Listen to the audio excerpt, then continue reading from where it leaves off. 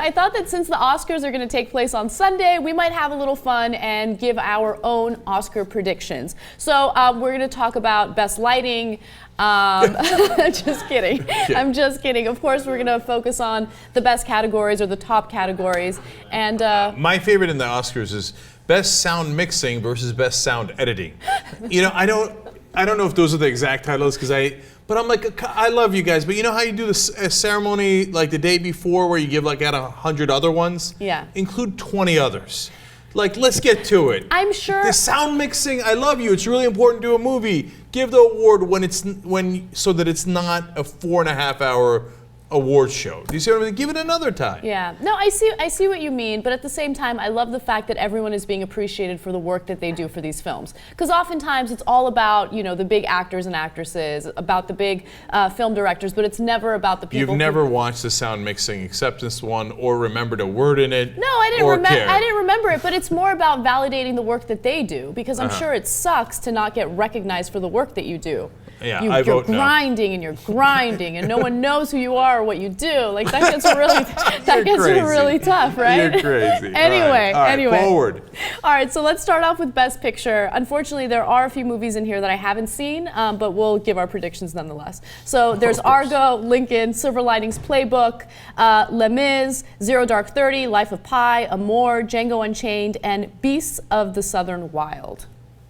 Okay, so if we're predicting who's going to win, it's a no-brainer. It's Argo, because everybody says that's what's going to win, and all you got to do is go on a betting site, and you know that's going to happen. But I should let you go first from now on, because I kind of know already. Mm-hmm. But as far as what should win, Django Unchained should win. And I loved a lot of those movies, including Life of Pi, which we've never talked about, which had a great ending, was a really interesting movie. I liked Argo a lot, loved Lincoln, Silver Linings Playbook. These are all good movies. Some years there's 10 in the category, and you're like, they really had to stretch for a couple of them, right? Mm-hmm. But this is a really solid year in movie making, but I think Django Unchained is awesome, it totally different, it sticks with you, etc., and has almost no chance of winning.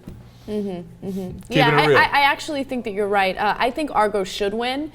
We had talked about that earlier. I love Argo. I love Django Unchained as well. I mean, honestly, they're both tied for #1 for me, but I could see Argo beating Django Unchained, so I'm going to go with Argo. Yeah, well, it will win. So. Yeah.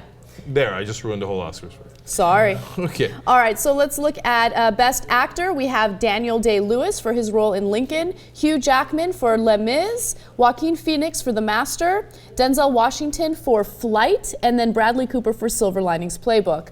I would like Bradley Cooper to win. And I knew you were going to say that. How do we not know? And you know what?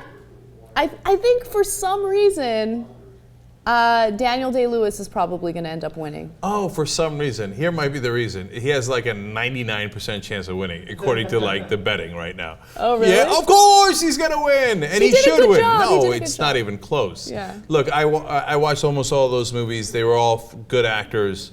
Daniel Day-Lewis in A Lion's Life. And then supporting actor, I have very strong feelings about this. So there's Tommy Lee Jones, Christopher Waltz for Django Unchained, Robert De Niro for Silver Linings Playbook, Philip Seymour Hoffman for The Master, and Alan Arkin for Argo. It has to, without any question, be Christopher Waltz, because his role in Django Unchained was epic. I think that there is a question. I love this category. It's almost always the best category at the Oscars. And all of those guys nailed it, except, the guy for Argo, Alan Arkin.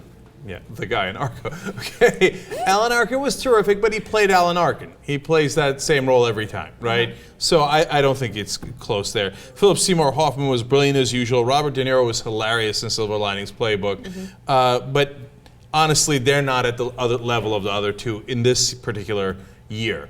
Robert De Niro, but Tommy Lee Jones was awesome in Lincoln. Mm-hmm. Awesome.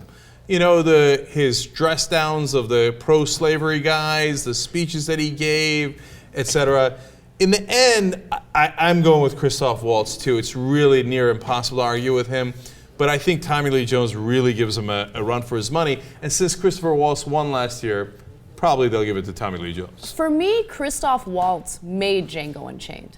Like that movie, of course it was a great movie, but it was great because of his character. Yeah. You know, and look, Jamie Foxx was great as well, but I felt like, in terms of which character I liked the most, the supporting actor. Like for me, the supporting actor was the star in that movie. As he was in, and by the way, not last year, but before that, as he was in Inglourious Bastards, right? And he won for that. So the Academy works in goofy ways. Yeah. I mean, they don't often vote on like, oh, who did I think was best?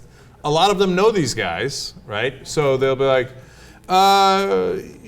you know what, Michael Caine. I like that guy. He hasn't won in a while. Let's go with him. By the way, the reason I say that, I'm still bitter after all these years. This was about 12 years ago, where I laid down a bet on Haley Joel Osment winning Best Supporting Actor for the movie where they see the dead people. Okay, okay.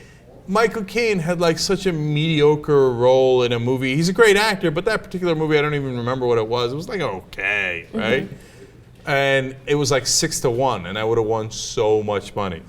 And they're like, yeah, fuck it. Who cares who had the better role? They're like, Michael Caine's older. We give it to him. Wow. I know, all of these award shows are ridiculous. You know, I'm sure politics play a role. I'm sure that everyone has their own personal biases. So I always take the awards with a grain of salt. But of course, the industry doesn't see it that way. You win an Academy Award and you're set for life. Yeah, it's over. Yeah.